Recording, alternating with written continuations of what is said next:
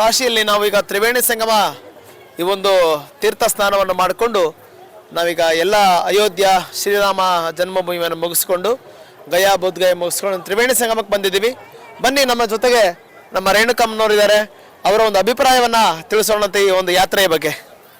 ನಮಸ್ಕಾರ, ನನ್ನ ಹೆಸರು ರೇಣುಕಾ ಅಂತ. ಮೂಲತಃ ತೀರ್ಥಹಳ್ಳಿ ಶಿವಮೊಗ್ಗ ಜಿಲ್ಲೆಯವಳು. ನಾನು ಬೆಂಗಳೂರಿಗೆ ಬಂದು ಈಗ ಒಂದು 8-9 ವರ್ಷದಿಂದ ನಾನು ಕೆಲಸ ಮಾಡ್ತಾಯಿದ್ದವಳು. ನಿವೃತ್ತಿ ಆದ ನಂತರದಲ್ಲಿ ನನಗೆ ಬಹಳ ಸಮಯದಿಂದ ಅನ್ನಿಸ್ತಾ ಇತ್ತು ಯಾತ್ರೆಯನ್ನು ಮಾಡಬೇಕು ಅಂತ ಹೇಳಿಬಿಟ್ಟು. ಈ ಸನ್ನಿವೇಶದಲ್ಲಿ ಹುಡುಕ್ತಾ ಇದ್ವಿ ನಾವು. ಪ್ರಯಾಗ್ರಾಜ್ಗೆ ನಾನು ಆ ಒಂದು ಸಂದರ್ಭದಲ್ಲಿ ಕುಂಭಮೇಳದಲ್ಲೇ ಬರಬೇಕು ಅಂತಿದ್ರು. ಕೆಲವು ಕಾರಣಗಳಿಂದ ಬರೋಕ್ಕಾಗದೇ ಇರಲಿಲ್ಲ. ಈಗ ಮಾಘಮೇಳದಂಥ ಸಂದರ್ಭದಲ್ಲಿ ಬರಬೇಕು ಅಂತ ಹುಡುಕ್ತಾ ಇರುವಾಗ ನನಗೆ ಒಂದು ಹೇಮಾದ್ರಿ ಟ್ರಾವೆಲ್ಸ್ನ ಒಂದು ನಂಬರ್ ಸಿಕ್ತು. ಜೊತೆಗೆ ನಮ್ಮ ರಿಲೇಷನ್ನು ಕೂಡ ನಂಬರ್ ಕೊಟ್ಟರು. ನಾನು ಅವಾಗ ಇವರನ್ನು ಕಾಂಟ್ಯಾಕ್ಟ್ ಮಾಡಿದೆ, ಸುರೇಶ್ ಅನ್ನೋರನ್ನು. ಅವ್ರು ಹೇಳಿದರು, ಧೈರ್ಯ ಕೊಟ್ಟರು, ಬನ್ನಿ ನಮ್ಮ ಜೊತೆಗೆ ಬನ್ನಿ, ನಾವು ನಿಮ್ಮ ಜೊತೆ ಸಹಕಾರ ಕೊಡ್ತೀವಿ, ನಾನೇ ಇರ್ತೀನಿ ಜೊತೆಯಲ್ಲಿ, ನಾನೇ ನಿಮಗೆಲ್ಲ ಸಹಕಾರವನ್ನು ಕೊಟ್ಟು ಎಲ್ಲ ತೋರಿಸ್ಕೊಂಬರ್ತೀನಿ ಅಂತಂದರು. ಆವಾಗ ನಾನು ಮೊದಲು ಕೇಳಿದ್ದು, ನಿಮ್ಮಲ್ಲಿ ವೈದ್ಯಕೀಯ ವ್ಯವಸ್ಥೆ ಇದೆಯಾ, ಡಾಕ್ಟ್ರು ಇದ್ದಾರಾ, ನರ್ಸಸ್ ಇರ್ತಾರ ಎಮರ್ಜೆನ್ಸಿ ಇಂಜೆಕ್ಷನ್ ಕೊಡೋಕ್ಕೆ ಅಂತ. ಯಾಕೆ ಇದನ್ನು ಹೇಳ್ತಾ ಇದ್ದೀನಿ ಅಂದರೆ, ನನ್ನ ಆರೋಗ್ಯ ಸ್ಥಿತಿ ತುಂಬ ಹದಗೆಟ್ಟಿರುವಂಥದ್ದು.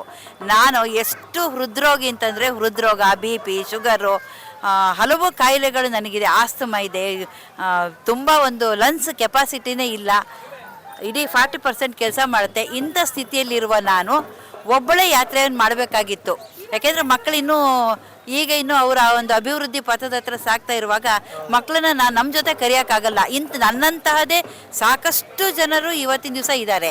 ಮಕ್ಕಳನ್ನ ಜೊತೆ ಕರೀಲಿಕ್ಕಾಗಲ್ಲ, ಒಬ್ರೊಬ್ರು ಹೋಗ್ಲಿಕ್ಕಾಗಲ್ಲ. ಏನು ಮಾಡೋದು ಅಂತ ಯೋಚನೆ ಮಾಡ್ತಾ ಮನೆಯಲ್ಲಿ ಕೂತ್ಕೊಂಡವ್ರು ಸಾಕಷ್ಟು ಜನ ಇರ್ತಾರೆ. ಅದರಲ್ಲಿ ನಾನು ಒಬ್ಬಳು. ಹಾಗಾಗಿ ನಾನು ಇದನ್ನು ಅವ್ರ ಹತ್ರ ಕೇಳಿದಾಗ ಬನ್ನಿ ಅಂತ ಧೈರ್ಯ ಕೊಟ್ಟರು.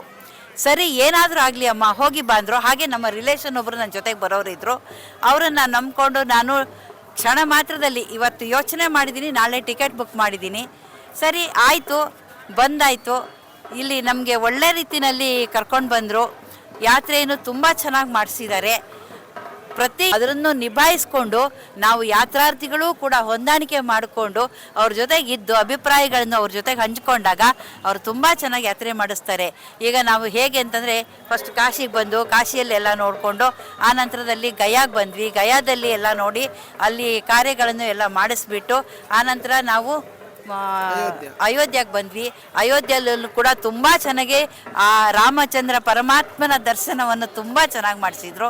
ಅದಾದ ನಂತರ ಇವತ್ತಿನ ದಿವಸ ನಾವು ಪ್ರಯಾಗ್ರಾಜಿಗೆ ಬರುವಾಗ ತುಂಬ ಲೇಟ್ ಆಯಿತು. ಮುಂದೇನು ಮಾಡೋದು ಅಂತ ಯೋಚನೆ ಮಾಡ್ತಾ ಇರುವಾಗ ಉಳ್ಕೊಂಡು ಬೆಳಗ್ಗೆ ಹೋಗೋಣ ಅಂತ ಅಂದ್ಕೊಂಡು ಬೆಳಗ್ಗೆ ಬಂದು ನಾವು ಪ್ರಯಾಗ್ರಾಜಲ್ಲಿ ಎಷ್ಟು ಇಬ್ಬನಿ ಇದೆ ಅಂತಂದರೆ, ಈಗ ನೋಡಿ ಸುಮಾರು 11 ಗಂಟೆ ಆಗ್ತಾ ಇದೆ.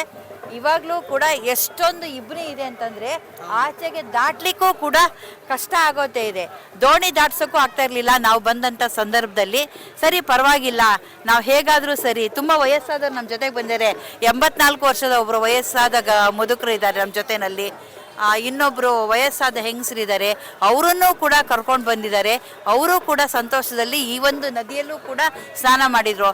ನಾನು ಸ್ನಾನ ಮಾಡೋದಕ್ಕಾಗೋದಿಲ್ಲ ಅಂತ ಅನ್ನೋಳು, ನಮ್ಮ ಮನೋ ಇಚ್ಛೆ ನಮಗೆ ಗಟ್ಟಿ ಇತ್ತು ಅಂತ ಹೇಳಂದರೆ ನಾವು ನದಿಯಲ್ಲಿ ಮುಳುಗಬಹುದು ಅಂತ ಅನ್ನೋದಕ್ಕೆ ಇಂತಹ ನದಿಯಲ್ಲಿ ಹೃದ್ರೋಗಿಯಾದ ನಾನು ಮುಳುಗಿದ್ದೀನಿ, ಸಂಪೂರ್ಣವಾಗಿ ಮುಳುಗಿ ಎದ್ದಿದ್ದೀನಿ. ಇದು ನಮಗೆ ಮನೋ ಚೈತನ್ಯವನ್ನು ಕೊಡ್ತಕ್ಕಂಥ ಒಂದು ಯಾತ್ರೆ. ಇದನ್ನು ನಾವು ಪ್ರತಿಯೊಬ್ಬರು ಸಾಧಿಸ್ಬೋದು. ಜೊತೆಗೆ ನೀವು ಕೂಡ ನಿಮ್ಮಲ್ಲಿ ಯಾರೇ ಇರಬಹುದು, ಇಂತಹ ವಿಷಯಗಳಲ್ಲಿ ಹೆದರಿಕೊಂಡು ಮನೆಯಲ್ಲಿ ಕೂರೋದಕ್ಕಿಂತ ಬನ್ನಿ, ಇಂತಹ ಒಂದು ಕಾರ್ಯಕ್ರಮದಲ್ಲಿ ನೀವೆಲ್ಲರೂ ಕೂಡ ಯಾತ್ರಾರ್ಥಿಗಳಾಗಿ ಬಂದು ಇಂಥವರ ಸಂಪೂರ್ಣ ಸಹಕಾರ ಇರುತ್ತೆ. ಜೊತೆಗೆ ನನ್ನ ಮಕ್ಕಳು ನನ್ನ ಜೊತೆಗೆ ಬರಲಿಲ್ಲ ಅನ್ನೋ ಕೊರತೆಯನ್ನು ನೀಗಿಸಿದಂಥವರು ನನ್ನ ಜೊತೆಗಿದ್ದಂತಹ 2 ಹುಡುಗರು ನನ್ನ ಮಕ್ಕಳ ಸ್ಥಾನದಲ್ಲಿ ನಿಂತು ಅದೆಷ್ಟು ಚೆನ್ನಾಗಿ ನಾವು ಎಲ್ಲೂ ಮಿಸ್ ಆಗದೆ ಹೋದಂಗೆ ರಕ್ಷಣೆ ಮಾಡಿದ್ರು ಅಂತ ಹೇಳಂದರೆ, ಜೊತೆಯಲ್ಲಿ ನಿಂತು ಸಹಕಾರ ಕೊಟ್ಟಂಥವ್ರು 2 ಗಂಡು ಮಕ್ಕಳು. ಅಷ್ಟು ಸಪೋರ್ಟ್ ಕೊಡ್ತಕ್ಕಂತಹ ಒಂದು ಸಂಸ್ಥೆ ಇದು. ನೀವು ಬನ್ನಿ, ನೀವು ಕೂಡ ಯಾತ್ರೆಯಲ್ಲಿ ಪಾಲ್ಗೊಳ್ಳಿ. ನಮ್ಮ ಎಲ್ಲ ಮನುಷ್ಯ ಅಂತಂದ ಮೇಲೆ ಪಾಪ ಕರ್ಮಗಳನ್ನು ಮಾಡಿರ್ತಾನೆ ಒಂದಲ್ಲ ಒಂದು ರೀತಿಯಲ್ಲಿ. ಕರ್ಮವನ್ನು ತೊಳ್ಕೊಳ್ಳೋದಕ್ಕೆ ಇರೋದು ಒಂದು ಮಾರ್ಗ, ಒಂದು ಆಧ್ಯಾತ್ಮದಲ್ಲಿ ಜಪತಪಗಳನ್ನು ಮಾಡೋದಿರ್ಬೋದು, ಅಥವಾ ಈ ಥರದಲ್ಲಿ ಒಂದು ಯಾತ್ರೆಗಳನ್ನು ಮಾಡಿ ನಾವು ಒಂದಿಷ್ಟು ನಮ್ಮ ಕರ್ಮಗಳನ್ನು ಕಳ್ಕೊಂಡು, ಇಹ ಜನ್ಮದ ಕರ್ಮವನ್ನು ಕಳ್ಕೊಂಡು ನಾವು ಮುಂದಿನ ಜನ್ಮಕ್ಕೆ ಕನಿಷ್ಠ ಒಂದಿಷ್ಟಾದರೂ ಸತ್ಕರ್ಮಗಳ ಫಲವನ್ನು ನಾವು ಕೊಂಡೊಯ್ಯಬೇಕು. ಆ ನಿಟ್ಟಿನಲ್ಲಿ ನಾವೆಲ್ಲರೂ ಕೂಡ ಪ್ರಯಾಣವನ್ನು ಮಾಡೋಣ. ಇಂತಹ ಸಹಕಾರ ನಿಮ್ಮ ಜೊತೆಗೆ ಇರುತ್ತೆ ಅಂತ ಹೇಳ್ತಾ ಧನ್ಯವಾದಗಳು.